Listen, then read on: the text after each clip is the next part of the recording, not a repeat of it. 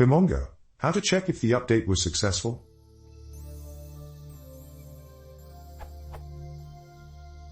How to check if the update was successful in Pymongo?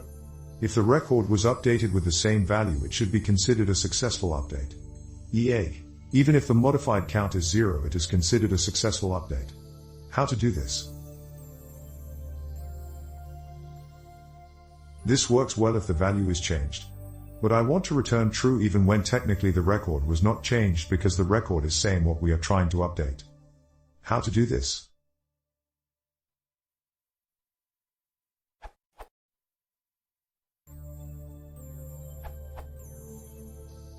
The below solution worked for me. Check matched _count instead of modified _count. If there were a matched record and no exception, it means that it is successful.